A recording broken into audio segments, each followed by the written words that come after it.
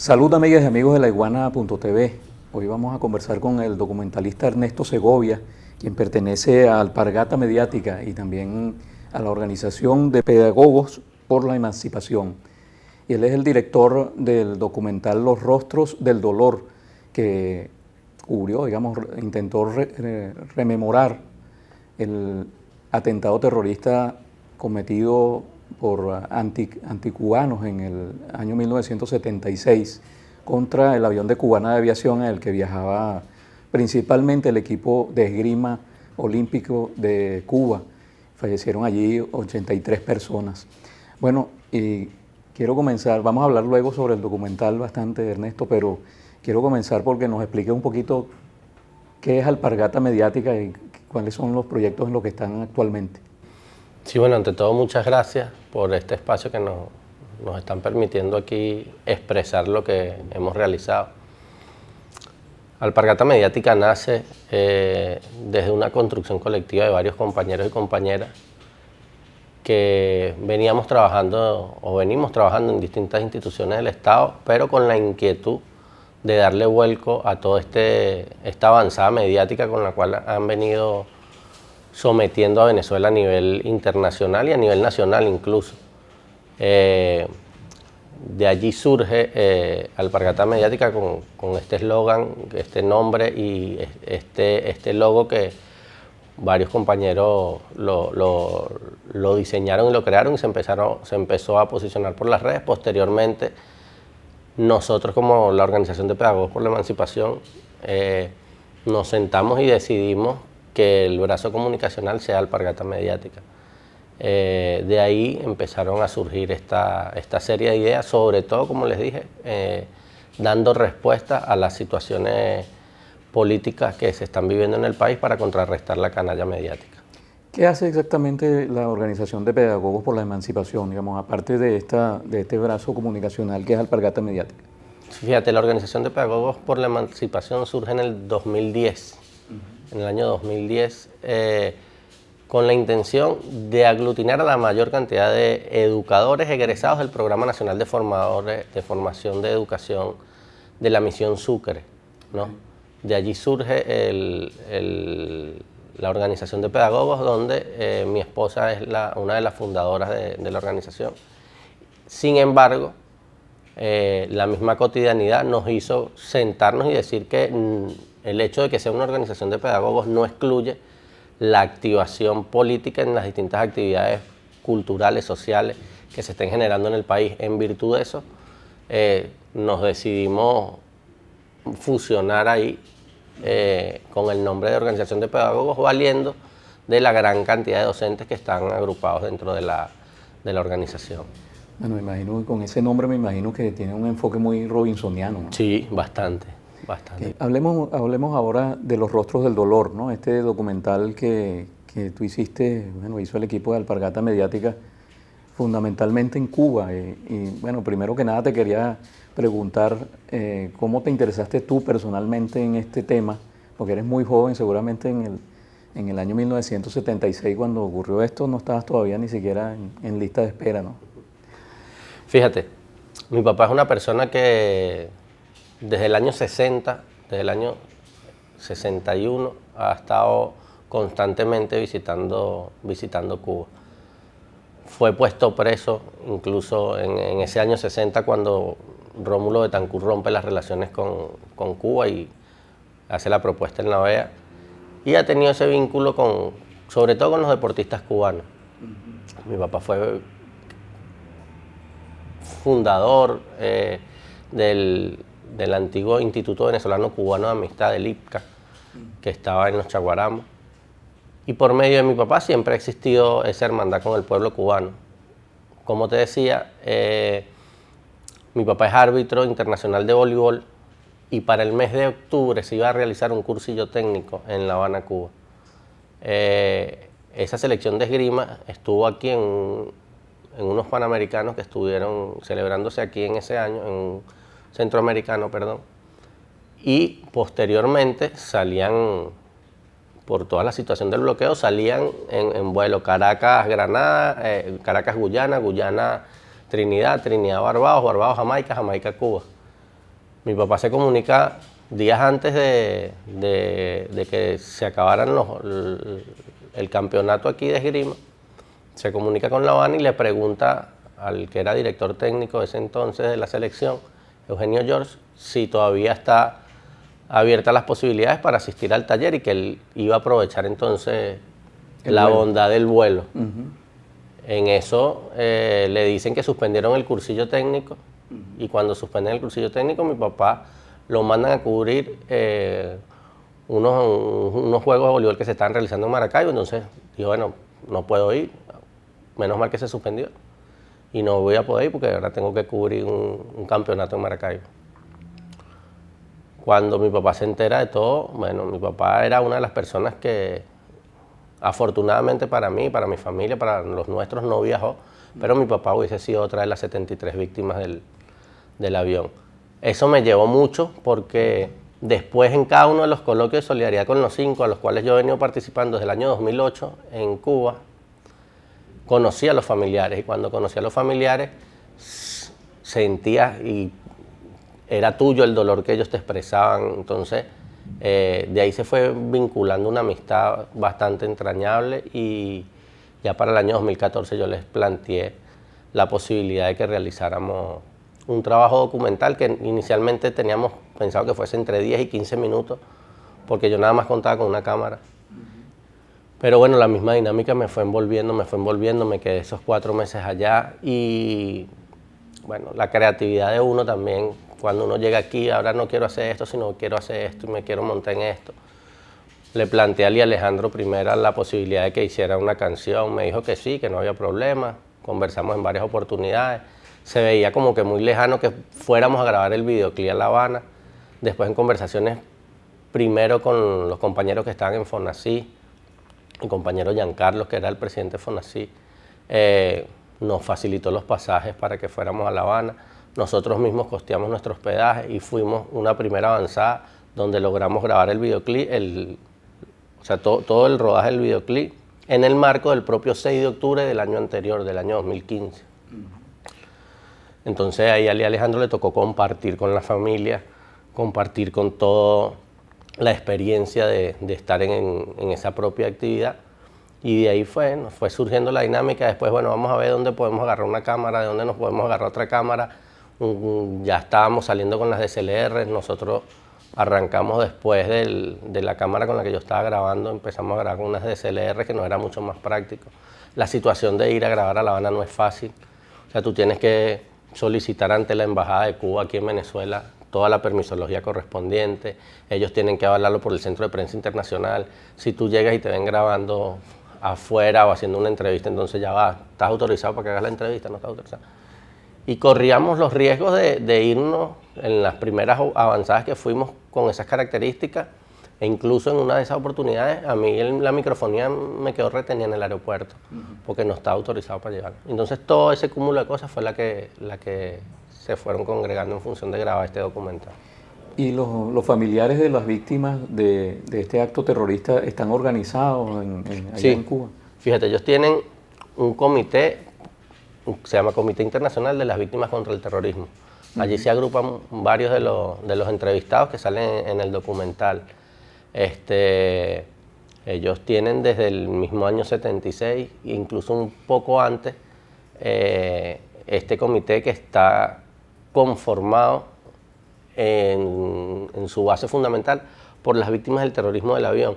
Sin embargo, ahí se involucran otras series de personas que también han sido víctimas contra el terrorismo, como el caso de, bueno, ya falleció recientemente también el padre de Fabio Di Selmo, que fue una de las personas, el italiano que murió en Cuba, en el hotel Copacabana, cuando las bombas que pusieron en los años 90. Entonces, en este comité se reagrupan algunas personas que dan respuesta a las distintas actividades que se realicen. ¿Y qué fue lo que tú pudiste percibir, digamos, del sentimiento de esas personas? Porque es un caso que ha estado signado por la impunidad. De hecho, Posada Carriles, que fue, digamos, uno de los autores intelectuales junto a Orlando Bosch, huyó de Venezuela, luego que había sido capturado también en Panamá, fue indultado por la presidenta Laura Chinchilla allí como un favor de última hora para el imperialismo. Y él terminó sus días muy tranquilo, como un abuelito feliz allá en Miami, murió de viejo ahí en Miami. Hay una gran impunidad al respecto, ¿no? Mira, es sorprendente porque muy similares las palabras que estás diciendo tú, nos las expresaba una de las nietas.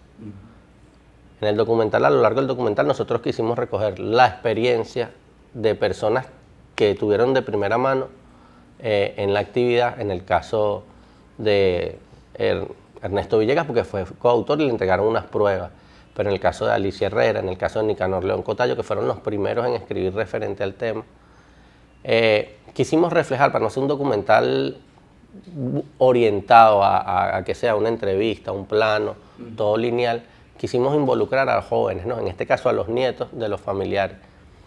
Y la nieta de la hija del capitán del avión, o sea, las nietas del capitán del avión, decían algo, Ana Lucía decía algo muy puntual. Orlando Bosch ya se murió, Posada va a morir de viejo. Él me quitó a mí el derecho de poder cuidar a mi abuelo. Él le quitó a mi mamá el derecho de poder cuidar a mi abuelo. Y eso fueron unas palabras que a lo largo, a mí solamente no, sino a todo el equipo y más que todo en el proceso de montaje y edición, eran nos llenaba mucho porque es de verdad. Ahí yo creo que es en esas 4 palabras y en una joven de 20, de 17 años, tú recoges todo lo que significa eso. Y indiscutiblemente, Posada hace un año murió de viejo y murió cuidándolo a sus hijos, sus nietos, sus nietos. Tú has mencionado a Alicia Herrera, que es una periodista venezolana que fue de las primeras en trabajar este tema y de hecho tuvo que prácticamente exiliarse, ¿no? Ahora que se habla tanto de exiliados, ella tuvo que huir de Venezuela y radicarse en Cuba prácticamente para hasta ahora, ¿no? Hasta la actualidad. ¿Cómo encontraste tú a Alicia Herrera allá en La Habana y qué te aportó ella para el documental? No, Alicia hubo muchas personas que apoyaron y aportaron mucho porque este documental fue hecho a pulmón. Pero Alicia allá en La Habana fue un bastión. O sea, Alicia nos permitió abrir las puertas, nos permitió ese engranaje con el Centro de Prensa Internacional. Nosotros desconocíamos que había que cancelar una cantidad, el equipo éramos 6 personas y había que cancelar $80 por cada una de estas personas para que estuviéramos acreditados y poder hacer las distintas tomas, el trabajo que íbamos a realizar. Y Alicia corrió, nos acobijó como sus hijos, como sus hermanos, nos acobijó y se puso a la orden en todo y cada uno de los acontecimientos. Al igual que aquí, yo no puedo dejar de olvidar a cientos de compañeros. Pues William Santana desde la Red Nacional de Cine Club nos estuvo apoyando, Flores con el hecho de las balitas y las cuestiones. O sea, fue un trabajo mancomunado y una persona que me dijo, no descanses porque ese es un trabajo militante, porque hubo una particularidad ahí que la Villa del Cine estaba sacando un documental para la misma fecha, con las mismas intenciones. Yo había conversado con la productora había retomado varias ideas de las que yo tenía pensado hacer en el documental. Ángel Palacio me agarró y me sentó y se sentó con todo el equipo y nos dijo, hermano, la diferencia entre ustedes y la Villa del Cine es que el documental de ustedes es militante. Ustedes van y se van a comer una empanada sentados a la orilla de la calle y lo van a vivir, lo van a sentir. La Villa no, la Villa va a llegar, tiene su catering, tiene toda su maquinaria como equipo de producción, hace y se va tranquilo. Ustedes van a vivir su documental. Que hayan 10 documentales, que existan 20, 200, no importa. El tuyo va a tener un sentido distinto, ¿sabes? Era tanto Alicia como Ángel y muchas personas que de repente, para no entrar en que se me pasó una o dejé de decir otra, muchas personas fueron las cómplices de que nosotros pudiéramos realizar este trabajo. Aquí en Venezuela, ¿qué parte del documental realizaron? ¿A quién entrevistaron? Mira, aquí logramos entrevistar al embajador Polanco, al embajador Rogelio Polanco. Logramos entrevistar al embajador de la República Democrática de Corea del Norte, porque lo que habíamos percibido en todos los documentales anteriores es que no existía una voz de la República de Corea. En el avión fallecieron 5 funcionarios diplomáticos de la República Democrática de Corea y nos pareció pertinente invitar al embajador y fue una entrevista que logramos realizar con él. a Ernesto Villegas, lo logramos entrevistar acá, y una parte del videoclip.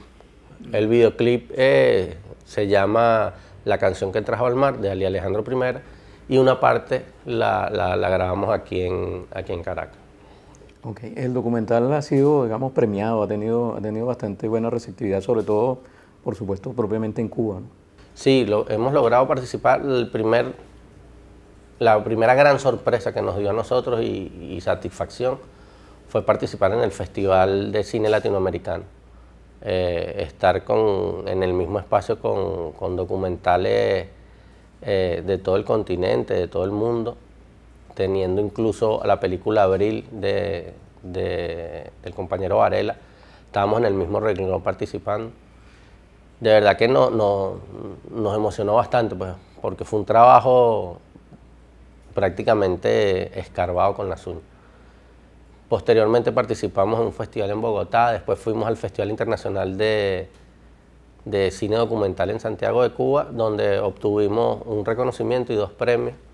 Uno de estos premios fue por la Escuela Internacional de Cine y Televisión de San Antonio, que participara, en este caso yo como realizador, en un taller que se estaba realizando en la ciudad de La Habana.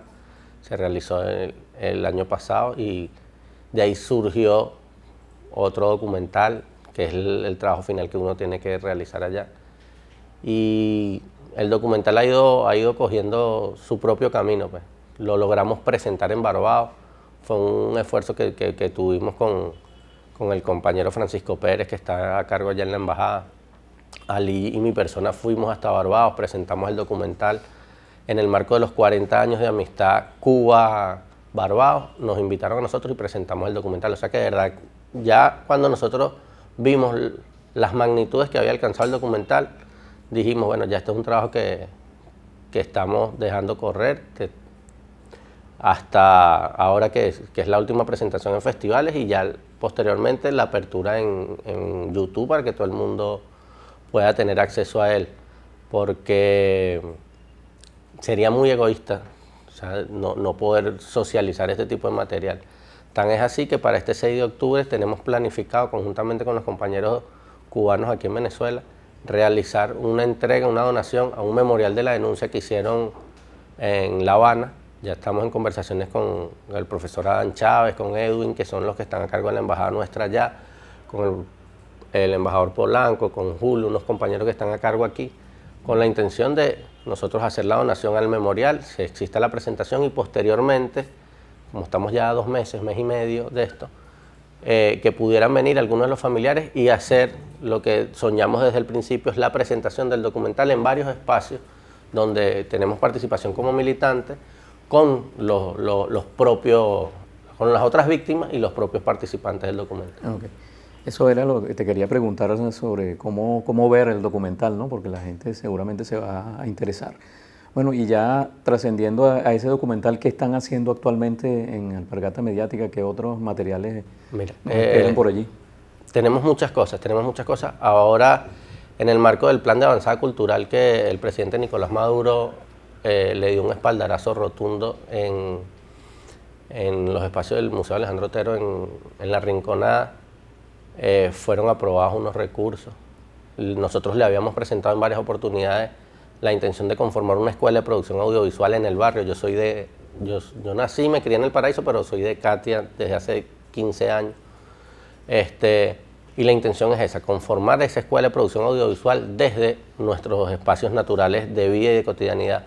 ¿Por qué? Porque es muy odioso cuando tú te sientas con las lumbreras del cine, con los grandes cineastas que tú los ves y que siempre han estado haciendo los distintos documentales o algunas de las películas que salen, y te sientas en el mismo espacio o en una mesa de discusión con ellos, y resulta que ellos son los que tienen la sangre azul, ellos son los iluminados, ellos son las personas que poseen el conocimiento, las herramientas y todo para realizar un trabajo de calidad, y de verdad que es totalmente falso. Con esto no quiero decir que nosotros estamos buscando conformar una escuela para ser cineastas, no. Nuestros objetivos están bien claros, somos una organización de pedagogos en formación por la emancipación. El eje transversal de todo esto es un eje de formación hacia el nuevo ser humano, de cómo tiene que ser una formación política. Aquí no podemos andar hablando de ningún tipo de politiquería ni de ningún tipo de demagogia. Nosotros estamos bien claros en lo que queremos orientar. Más aún porque estos jóvenes van a tener un material, van a tener en sus manos los propios fusiles hacia donde van a empuñar las baterías y donde van a empuñar las balas. Entonces, el propio ministro Ernesto nos dijo que contáramos con su respaldo. Tenemos previsto entre el 23 y el 30 de septiembre, arrancar con esta primera avanzada. Son 15 personas que tendremos inicialmente con los pocos equipos que nosotros tenemos en la actualidad. Tenemos esta avanzada, son 6 meses de formación. Se hizo un enlace con la compañera Araceli, que estaba en el SENAC, nos dio todo su respaldo. Ahora estamos en conversaciones con Roque para que los compañeros que salgan de este curso de iniciación audiovisual salgan certificados como el SENAC, no como cineasta, sino como un proceso de iniciación en el área audiovisual. Después, si quieren ser cineastas, si quieren ser camarógrafos, luminitos, quieren ser decoradores, bueno, directores, editores, vayan cogiendo camino y vamos viendo hacia dónde vamos conformando. Si la escuela nos permite seguir avanzando, seguiremos avanzando con distintos talleres. Pero inicialmente es de 15 jóvenes entre edades de 18 a 32 años, con la intención de que se realicen las distintas actividades. De hecho, el producto final es la reconstrucción de la historia local. O sea, ellos tienen que realizar una pieza al finalizar sus 6 meses, con la cual van a presentar en el estudio de investigación que hicieron, en la comunidad que abordaron, cómo lo hicieron, por qué lo presentaron, que lo aborden en el mismo espacio en que conviven, para que rescatemos nuestras raíces, sepamos quiénes somos, de dónde venimos y no nos olvidemos de eso. Bueno, le doy las gracias a Ernesto Segovia, de Alpargata Mediática y de la Organización de Pedagogos por la Emancipación, también director del documental Rostros del Dolor, por haber estado con nosotros. Los invito a ustedes, amigas y amigos de La Iguana Televisión, para que se suscriban al canal de YouTube, también para que le den a la campanita y estén pendientes así de las notificaciones de los videos, tanto de Cara a Cara como de los demás programas de La Iguana Televisión. Le doy las gracias también al equipo técnico integrado hoy por Emilio Laperuta, Yujeli Jiménez y Carlos Pérez. Y a ustedes, amigas y amigos de La Iguana TV, será hasta la próxima vez.